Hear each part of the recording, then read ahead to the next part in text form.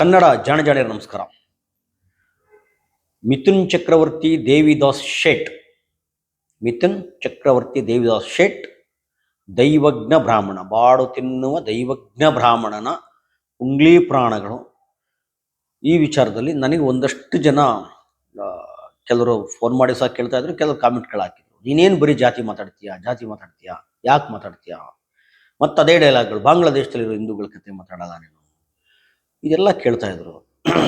ಆಯ್ತು, ಇದನ್ನೆಲ್ಲ ನೋಡೋಣ. ನಮ್ಮ ದೇಶದಲ್ಲಿ ಇವತ್ತು ಎಲ್ಲೂ ಬಾಂಬ್ ಬ್ಲಾಸ್ಟ್ ಆಗ್ತಾ ಇಲ್ಲ, ಭಯೋತ್ಪಾದಕರೇ ಇಲ್ಲ. ಮೋದಿಯವರು ಎಡೆಮುರೆ ಕಟ್ಟಿ ಎಲ್ಲರನ್ನು ಧ್ವಂಸ ಮಾಡಾಕ್ಬಿಟ್ಟಿದ್ದಾರೆ.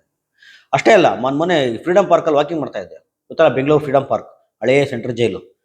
ಅಲ್ಲಿ ನೋಡಿದರೆ ಒಂದು ಬಂದಿಕಾಖಾನೆ ಹಂಗೆ ಇದೆ.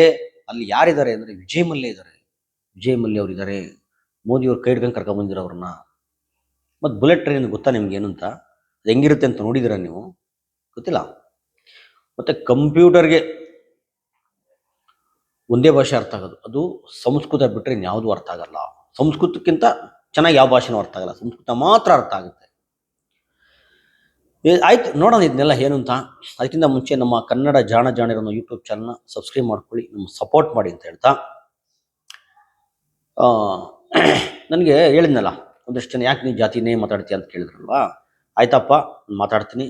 ನಿಮಗೆ ಇರೋ ವಿಚಾರನ, ವಾಸ್ತವವನ್ನು ಹೇಳಿದಾಗ ತಡ್ಕೊಳಕ್ಕಾಗಲ್ಲ. ಸುಮ್ಮನೆ ನಾನು ಸೆಕ್ಯುಲರು ಜಾತ್ಯತೀತವಾದಿ ಅಂದ್ಕೊಂಡು, ಅಥವಾ ನಾವೆಲ್ಲ ಒಂದು ಅಂದ್ಕೊಂಡು ಬೂಸಿ ಬಿಟ್ಕೊಂಡು ವಾಸ್ತವವನ್ನು ಮರ್ತು ಬಿಡೋದಿದೆಯಲ್ಲ, ಅದು ಸೋಗಲಾಡಿತನ, ನಾಟಕ, ಮುಖವಾಡಗಳವೆಲ್ಲ. ಈ ಮುಖವಾಡ ಬೇಡ, ನಿಜ ಮಾತಾಡೋಣ. ನನಗೆ ವೈಯಕ್ತಿಕವಾಗಿ ನನಗೆ ಗೊತ್ತಿರೋರು, ನಾನೇನು ಎಂತನೋ ನನಗೆಲ್ಲ ಗೊತ್ತಿದೆ. ಅವ್ರಿಗೆ ನಾನು ಅರ್ಥ ಮಾಡಿಸ್ಬೇಕಾಗಿಲ್ಲ. ಆದರೆ ಇವ್ರಿಗೆ ಹೇಳೋದು, ಆಯ್ತಪ್ಪ ನಾನು ಜಾತಿ ಮಾತಾಡ್ತೀನಿ. ಬೆಂಗಳೂರು ತುಂಬ ಅಥವಾ ಬೇರೆ ಬೇರೆ ಕಡೆ ಎಲ್ಲ ಬ್ರಾಹ್ಮಿಣ್ ತಟ್ಟೆ idli, Brahmin cafe, Brahmin coffee house ಇದೆಯಲ್ಲಪ್ಪ. ಯಾಕಿದು? ಇದೇನು ತೋರಿಸುತ್ತೆ? ಯಾಕೆ ಹಿಂದೂನವೆಲ್ಲ ಒಂದು ಅಂತ ಹೇಳೋರು ಯಾಕೆ ಅದನ್ನು ಬರೀ ಜಾತಿ ಹೆಸರು ಇಟ್ಕೊಂಡಿದ್ದಾರೆ? ಯಾರಾದರೂ ಒಬ್ಬರು ದಲಿತ ಇಟ್ಕೊಂಡಿದ್ದಾರಾ? ದಲಿತರು ಬೇರೆ ಬೇರೆ ಜಾತಿಯವರು ಇಟ್ಕೊಂಡಿದ್ದಾರಾ? ಅದೆಲ್ಲ 1-2-3 ಜನ ಒಂದಷ್ಟು ಗೌಡಾಸ್ ಅಂತ ಇಟ್ಕೊಂಡಿರ್ಬೋದು. ಗಲ್ಲಿದ್ದಾವೆ ಬ್ರಾಹ್ಮಿಣ್ ಕೆಫೆಗಳು. ಅದನ್ನೇ ಯಾಕೆ ಕೇಳಿಲ್ಲ? ಇವನು ಮಿಥುನ್ ಸೇಠ್ ಹೇಳ್ತಾನ, ಮಿಥುನ್ ಚಕ್ರವರ್ತಿ ದೈವಜ್ಞ ಬ್ರಾಹ್ಮಣ ಹೇಳ್ತಾನಲ್ಲ, ನಾನು ಜಾತಿ ಮಾತಾಡಲ್ಲ, ಹಿಂದೂ ನಾವೆಲ್ಲ ಒಂದು ಅಂದ್ಕೊಂಡು. ಇದನ್ನು ಕೇಳಪ್ಪ, ಮತ್ತೆ ನಿಮ್ಮ ಬಾಸ್ಗಳು ಕೇಳು, ಯಾಕೆ ಇಟ್ಕೊಂಡಿರಿ ಈ ಥರ? ಬ್ರಾಹ್ಮಿಣ್ ತಟ್ಟೆ ಇಡ್ಲಿ ಯಾಕೆ? ಬ್ರಾಹ್ಮಿಣ್ ಕೆಫೆ ಯಾಕೆ? ಬ್ರಾಹ್ಮಣರು ಮಾತ್ರ ಬಂದು ತಟ್ಟೆ ಇಡ್ಲಿ ತಿನ್ಬೇಕಾ? ಬ್ರಾಹ್ಮಣರು ಮಾತ್ರ ಬಂದ್ಬಿಟ್ಟಲ್ಲಿ ಕಾಫಿ ಕುಡಿಬೇಕಾ? ಕೇಳಿ ನೋಡೋಣ.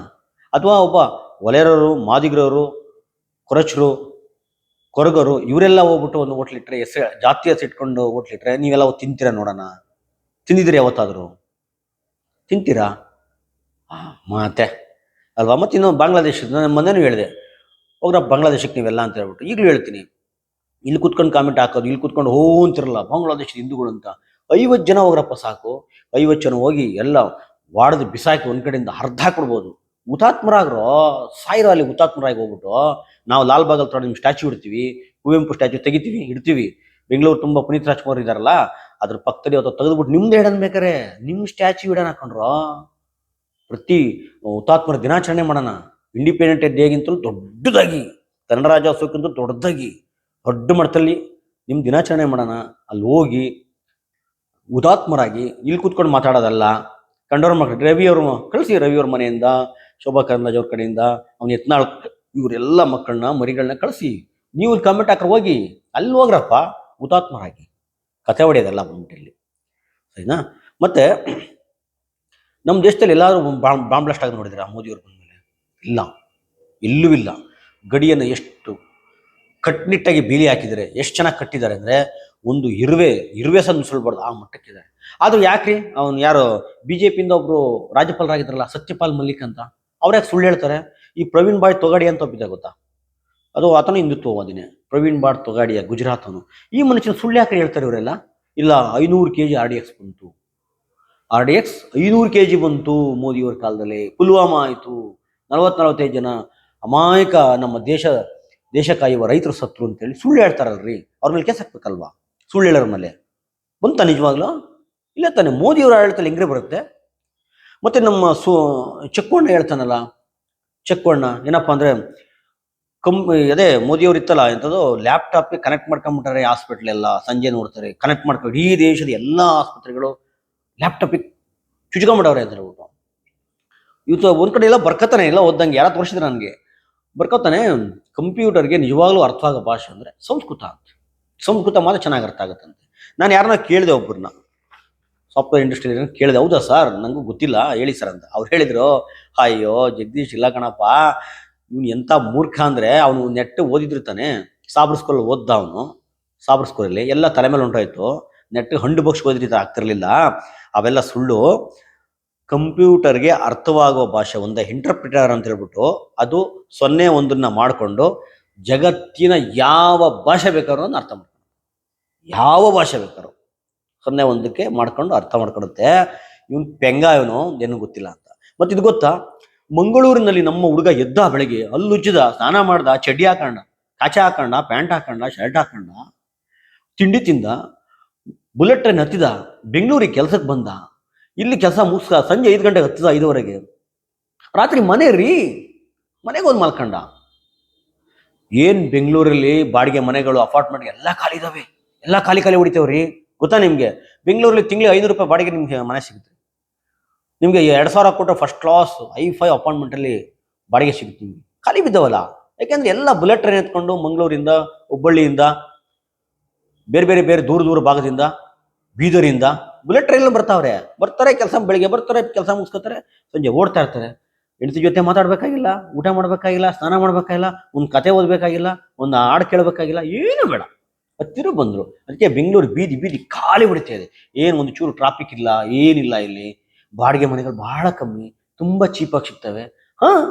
ಗೊತ್ತಿಲ್ವ ನಿಮ್ಗೆ? ನೋಡಿಬೇಕಾದ್ರೆ. ಮತ್ತೆ ಇನ್ನೊಂದೇನು ಗೊತ್ತಾ, ಮೊನ್ನೆ ನಾನು ಬೆಂಗಳೂರಿಗೆ ಬಂದಾಗ ಫ್ರೀಡಮ್ ಪಾರ್ಕಲ್ಲಿ ಬೆಳಗ್ಗೆ ವಾಕಿಂಗ್ ಮಾಡ್ತಾ ಇದ್ದೆ, ನೋಡೋಣ ಅಂತ ಹೇಳ್ಬಿಟ್ಟು. ಅಲ್ಲಿ ಒಂದು ಬಂದಿ ಕಾಕನ ಹಂಗೆ ಉಳ್ಕೊಂಡೈತೆ.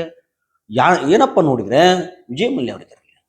ವಿಜಯ್ ಮಲ್ಯ ಅವರು ನನಗೆ ಆಮೇಲೆ ಯಾರು ಹೇಳಿದ್ರು, ಇಲ್ಲ ಲಂಡನ್ಗೆ ಹೋಗಿದ್ರಲ್ಲ ಮೋದಿ ಅವರು, ಅವ್ರನ್ನ ಕೈ ಹಿಡ್ಕೊಂಡು ಕರ್ಕೊಂಬಂದು, ಕೈ ಹಿಡ್ಕೊಂಡು ಎತ್ತಾಕೊಂಡ್ಬಂದು ಇಲ್ಲಿ ಕೂಡಾಕಿದ್ದಾರೆ, ಇಲ್ಲಿದ್ದಾರೆ ನೋಡಿ ವಿಜಯ್ ಮಲ್ಯ ಅಂತ ಹೇಳ್ಬಿಟ್ಟು. ಅದೇ ನಮ್ಮ ಚಿಪ್ರಂಗಣ್ಣ ಹೇಳ್ತಾನಲ್ಲ, ಚಿಂತಕ ಅಂತ ಹೇಳ್ಬಿಟ್ಟು, ಅದೇ 2000 ರೂಪಾಯಿ ನೋಟ್ ಒಳಗೆ ಚಿಪ್ಪಿದೆ ಅಂತ ಹೇಳಿದ್ನಲ್ಲಪ್ಪ ಈ ಚಿಪ್ರಂಗಣ್ಣ.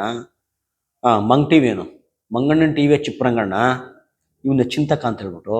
ಇಂಥವ್ರೆಲ್ಲ ಕರೆಕ್ಟ್ ಆಗೋದು ಕಂತಕ್ತಾಗ ಬಂತೆ ಅಂತ ಹೇಳ್ಬಿಟ್ಟು.